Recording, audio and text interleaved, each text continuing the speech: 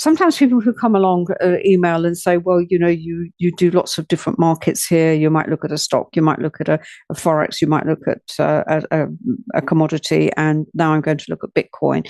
And the purpose of doing this is really to say that you can use this methodology on whatever whatever you trade, whatever. Could you see my screen? Yeah, that's fine.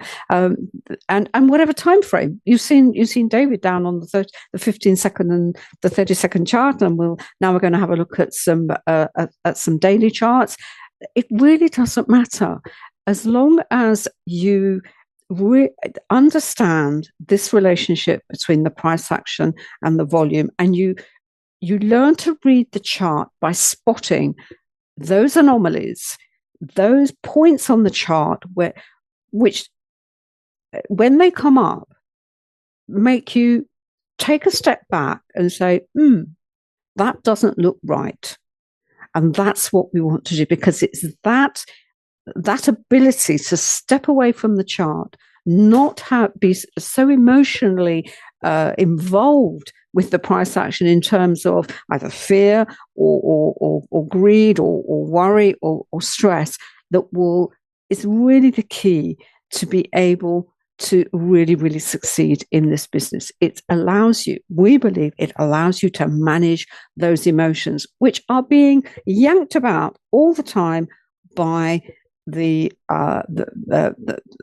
characters who manipulate this market. We call them the market makers, the big operators.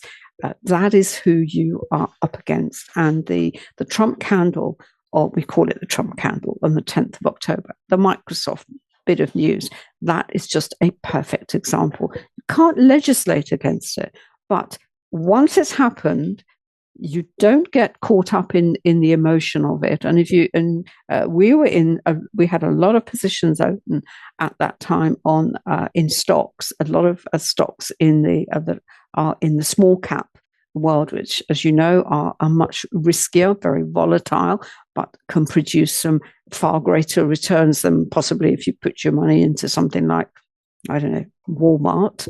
Nothing wrong with Walmart stock. But if you look at the volatility on Walmart, and you look at the volatility of a stock, say like Rigetti, or one of the quantum computer stocks, or some of the Bitcoin miner stocks, you will know what I mean. So that's why we take examples from across the market, because we really, really want to get that point over to you. Now, I said I would look at Bitcoin. It also allows me to answer a question that I got from a crypto trader.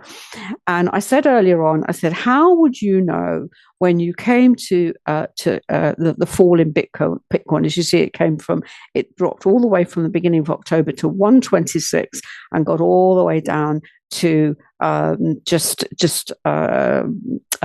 almost 80,000, just over 80,000, which is a big fall. So if we look at the chart, as you know, while the price was going high, when you have these little candles, as you can see here, it's either a Saturday or a Sunday, because Bitcoin actually trades 7 days a week. But what we look at, again, just a very, very simple example. You have rising volume.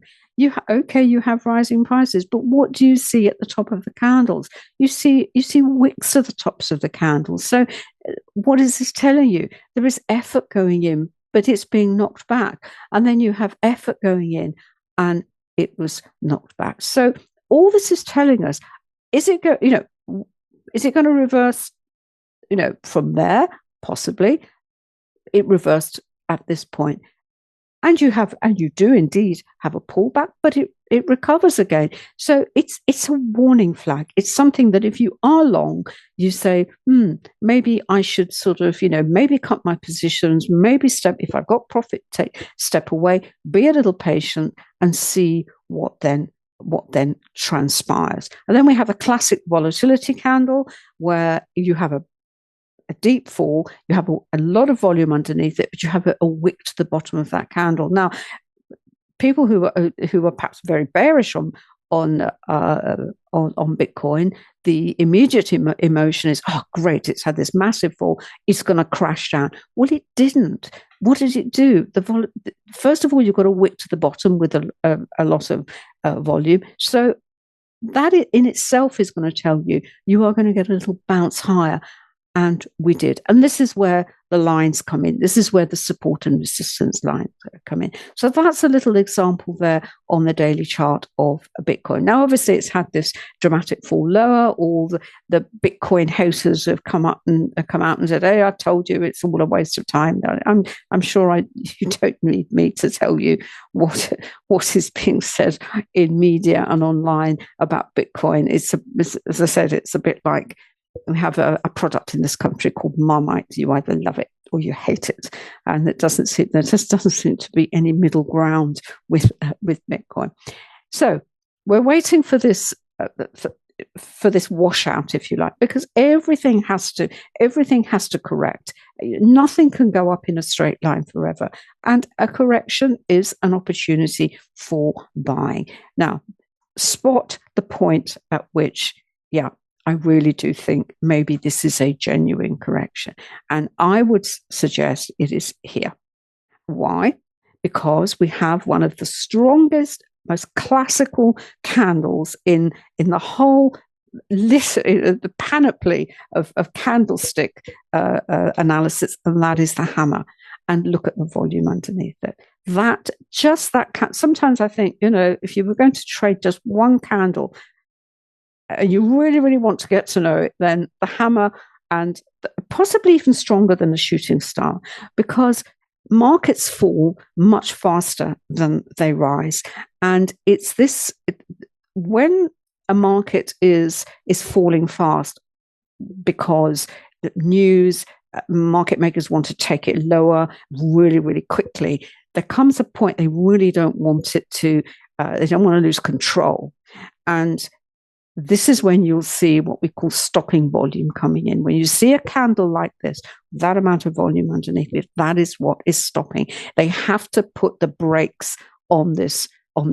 This is if you look from here to here, this is the cleanest, if you like, of the move lower. And you can, if you go back and Google, the news that was going on at the time about Bitcoin, it was all tied up with Michael Saylor, and this is it. This is and there was speculation. Well, it's falling. It's gone from 126 to 80. Where's it going to go? Well, I even read somewhere say, it's going to go back to 5,000. Well, everyone has an opinion. That is classic stopping volume, and you have trying to move higher, have a bit of thing.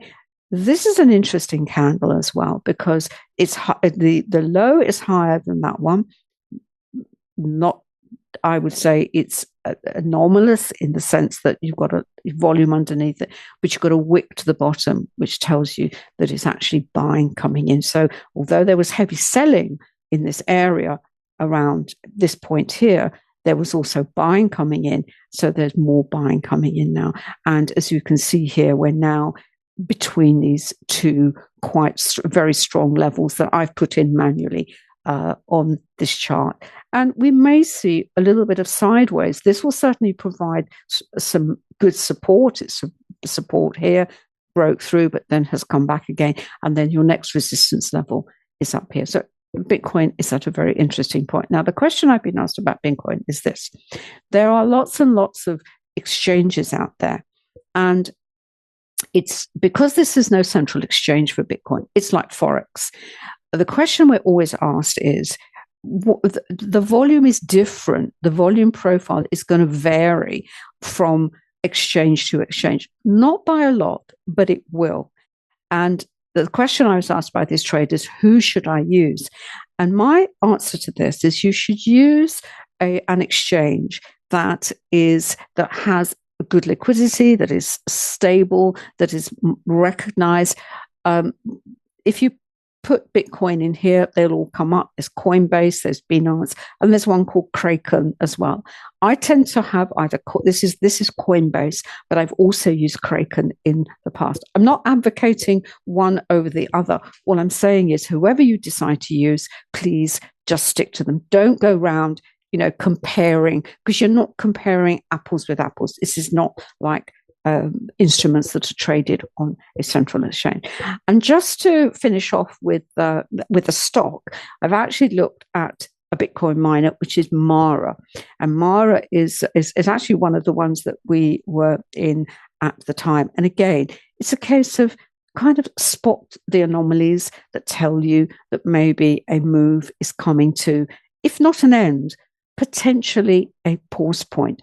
And if we look here, we have this huge candle on, okay, it's decent volume, but it triggers this volatility and it's got a wick to the top. And then you have this candle here. If I expand it a little bit here, you've almost got as much volume, but look at the spread of that candle. What is that telling you? That is telling you, something is likely to happen, and it did. This happens to be the 200 MA, and the reason I do it, not because it has a mystical value to it. It's just that everybody else uses it as a kind of marker. And once a price gets below, it can actually carry on further, which is what we've seen here. But what's also interesting about this chart, we talk about price cycle in VPA based on the Wyckofian. If you look at this piece of price action here, this is classic what we call accumulation. We can see, in fact, the 200 mark the top of the accumulation phase, and we've got the support down here. And this is where volatility goes to die. Nothing happens. You will get up, down, up, down, but it's a quiet accumulation phase before you have the move higher. And what's interesting here is when I said you have these important levels, however they are denominated, this just happens to be the 200. And you always need additional really boost of volume to get over. And this is what we see over here. It did actually come back to test it, but again, we have anomalies. Anomalies are what confirm whether that is going to keep on crashing lower, or in fact, it is just a pullback. And this is what I said in all time frames. And coming much closer to home, we had this beautiful waterfall lower. What do we see here? We have high volume, a tiny little candle. What is that telling? Not a classic hammer candle. A hammer candle I always think is more like stopping volume. And this is, obviously there's an element of stopping volume in, but there's this compression at the bottom of a trend with this amount of volume going into a candle like that. There's only one answer to that, and that is buying coming in. And, it's moving higher. It's trickling higher. As always, markets fall much, much faster than they go. Higher is always a little bit of a grind. So, right. Any question, David? Is that all right? Fine. All I was going to say is thank you so much for coming along. Don't forget the 20% LS20 on any of the indicators from quantum trading, and also on the education package. We will be back because, as I said right at the beginning, this is one of the most, I'm not going to use the word exciting. It's a really great time to be in the market. As I said, it's a real trader's market. I know we've got the Fed coming up and what have you, but let's hope the Santa rally really gets underway, and there's some great trading opportunities. We know lots of traders who maybe have not had such a great year, but come this time of the year, it's a real opportunity to make up for maybe what's not been such a great time up until now. So enjoy the rest of the trading day. Thank you for coming along, and we will see you again very, very soon. Take care.